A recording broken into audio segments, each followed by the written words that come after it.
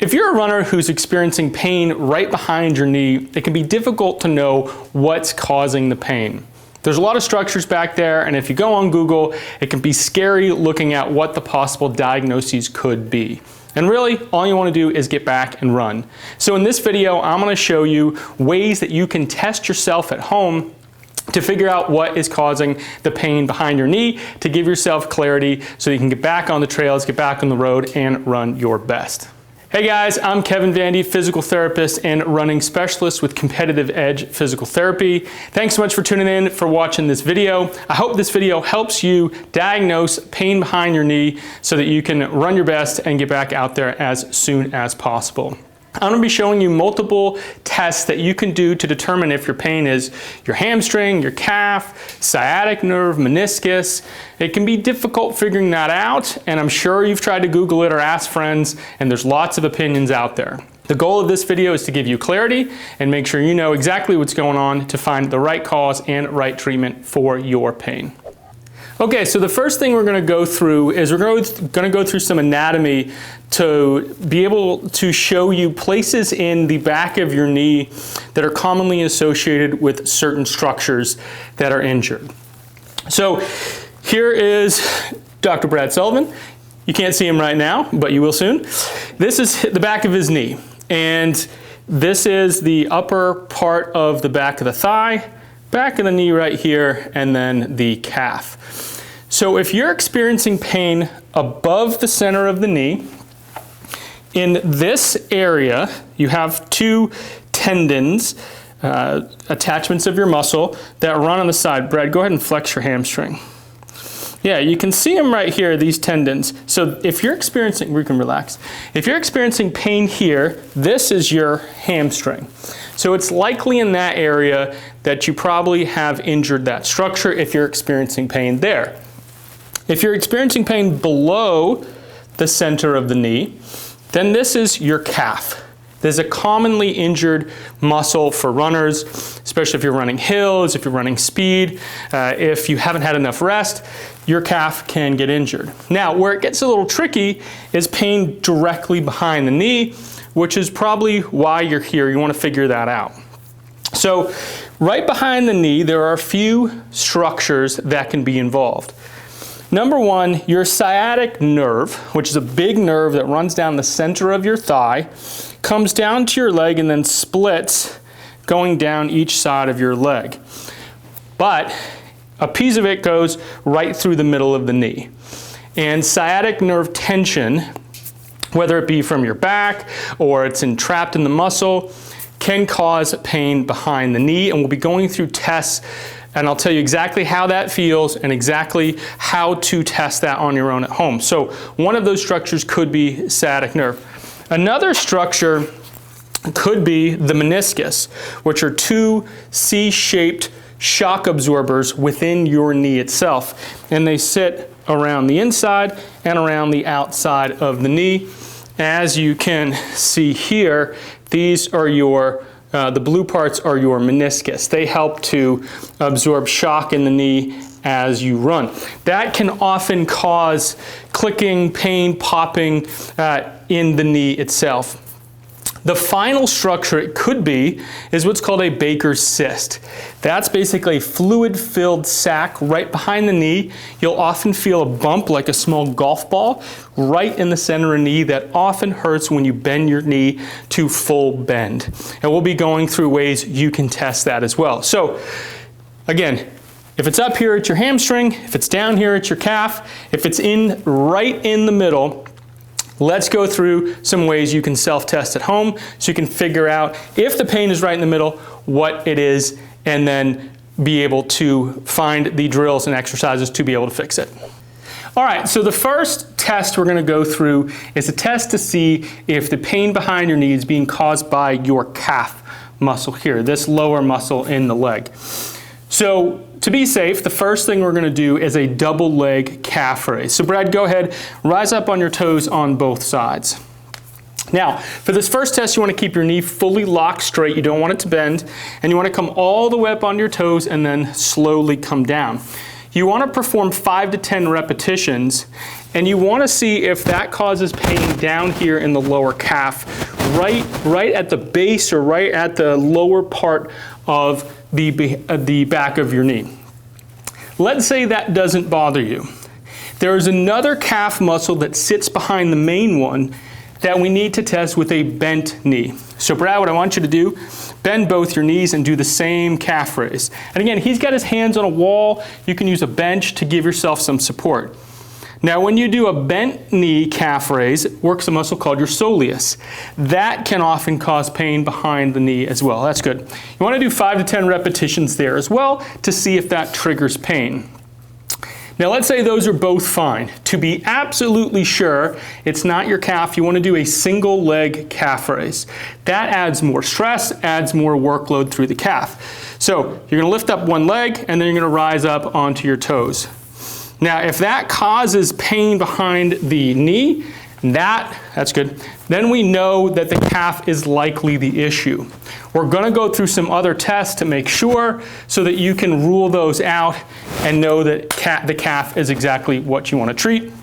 But to review, start with double leg calf raise with knees straight, double leg calf raise, knees bent, and then do a single leg calf raise with both straight and bent knee. That will give you the best way to diagnose if the pain behind your knee is coming from your calf. All right, so the next muscle we're going to provide some testing for to see if that's causing pain behind your knee is your hamstring, the muscle in the upper back part of your thigh. This test is called a bridge with a heel dig. This is going to activate the hamstring specifically while removing the other muscle functions, so we know if it does cause pain, it's being caused by the hamstring. All right, so Brad is going to rise up his hips. So go ahead, Brad, do a bridge. So you're going to lift your hips up like this. Then what you're going to do is you're going to take your feet here and you're going to lift your feet up so just your heels are on the table. Then you're going to grab the table with your heels and dig in. And that's going to activate this hamstring muscle. Now, if you have pain here in the thigh, the back part here, that's likely being caused by a hamstring strain and likely the pain behind your knee. If you don't feel anything in this, then we want to make sure with a more difficult hamstring test. Go ahead and relax, Brad. Then what we're going to do a long bridge. A long bridge with the heel dig gets the whole hamstring, the upper part and the lower part, to make absolutely sure that that muscle isn't the cause of injury. So same mechanism. Brad, go ahead and do a bridge here. So you're going to lift up your hips as high as you can. Then once you're in that position, you're going to lift your toes, dig your heels into the ground. Again, you may feel it along the whole line of the hamstring. If you do, and that triggers your pain that you feel behind the knee, you got it. That is the cause of the pain behind your knee, your hamstring. The next test we're going to go through is to test the nerves in the back of your leg, mainly a nerve called your sciatic nerve. It's a big old nerve that sits back there. Again, it can be injured with any back injury, it can be entrapped or held in by the muscle structure, or it can be under too much tension. And this sciatic nerve tension test that you can do at home will help you see if that is the cause of the pain behind your knee. All right, so Brad is going to take one leg. He's going to put his hands right behind his thighs. Go ahead. He's going to lift this leg up, and what he's going to do, he's going to raise up the lower part of his leg till he starts to feel tension in his thigh. Right? It may be early for some people. You may be able to get your leg fully straight. Depends on your flexibility. But now here's the key part of the test.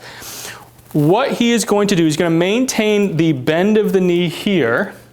And then all he's going to do is he's going to pull his toes down towards his head.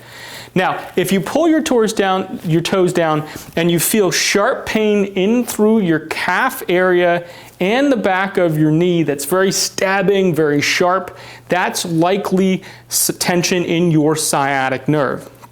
Now, if you can pull your foot all the way down and you don't feel that sharp pain, then it's most likely not your sciatic nerve. However, if you wanted to be absolutely sure, what you would do is you'd pull your toes down, you'd hold the bend in the knee, hold the foot, and then you'd slightly lift your head up off the table. that further tensions your sciatic nerve, and if that triggers that sharp pain behind the knee, go ahead and relax, then you know the sciatic nerve is likely the culprit. Here are some other symptoms you might experience if it is the sciatic nerve that's causing your pain. You might feel pain when you sit at work too long. You might feel pain when you first get up in the morning, when you bend down and tie your shoes. Again, it's going to feel sharp, stabbing, maybe some shooting pain. That will be more indicative of a nerve issue versus a muscle strain, which we went through with the calf and hamstring. One more piece there, you just want to be really careful with this test. Nerves are sensitive. You don't want to aggressively pull your toes, and you don't want to aggressively lift your head up off the table because that can make it irritated. So go slow when you're testing this at home. A little bit goes a long way when testing your sciatic nerve. Hey guys, before we get into the next test to do at home, if you're finding value from these drills and this is really what you needed to help diagnose pain behind your knee, let me know, drop a comment below and let me know this helped you. Also like and subscribe to continue to get more of my videos. Okay, the next thing we're gonna test, and this was where it maybe gets a little bit scary, is testing your meniscus. Again, your meniscus is a shock absorber in your knee. Often the symptoms you'll feel if it's your meniscus, you'll feel your knee locking up. There'll just be a certain range where the knee doesn't want to move anymore. You're going to have pain if you sit for a period of time and then get up. The knee's going to feel real stiff. It might catch. You may have some swelling, and it may be difficult to do a full squat when you have a meniscus tear. Two other things you can do to see if it's your meniscus. One is a full knee extension. So oftentimes the meniscus again sits in between your thigh bone and your shin bone. When you have a meniscus tear that's causing pain behind your knee, there's usually a swelling component. And that swelling limits your ability to fully extend or lock your knee. So Brad, go ahead and extend your knee fully. What you should be able to do is you should be able to see your quad muscle kick on in this position. Your kneecap should move up your thigh and you should be able to hit an end point in your knee where it can't move anymore. If you can't get to this point or it hurts behind your knee or deep inside your knee, then that may be a sign that there is swelling in the knee potentially caused by your meniscus. So the first test is, can you extend your leg fully in this lying down position? Let's go to the next test you can use to see if you have a meniscus tear. The next test we're going to go through to see if the meniscus is the pain generator for pain behind the knee is called a Thessaly's test. And in this test, what we're doing is we're loading the knee by going into a partial squat, and then we're adding a rotational component. And that makes it so that the thigh bone and the shin bone move in different directions and causes a shear component at the knee that strains the meniscus to see if that's an issue. So, Brad, what we're going to do is I'm going to have you come down into a partial squat. You're going to shift your weight over to this left side, and then from here you're going to just rotate your knee in and out. Yeah, so you want to make sure the foot stays static. You want to make sure the trunk stays put and just the knee moves in and out. And if on two legs, go ahead and come up, if two legs feels fine, what you want to do is you want to do it on a single leg to make sure you get the full value of the test. So Brad, you can hold on to the table here. Go ahead and squat down a little bit here, and that's too far, just a little bit, there we go, and then rotate in and out, and you can see his knee moving in and out. Now, again, that's good. You want to be careful with this test. You don't have to aggressively move your knee in and out. That's too much, just a little bit each way, because if it is your meniscus, you'll know right away.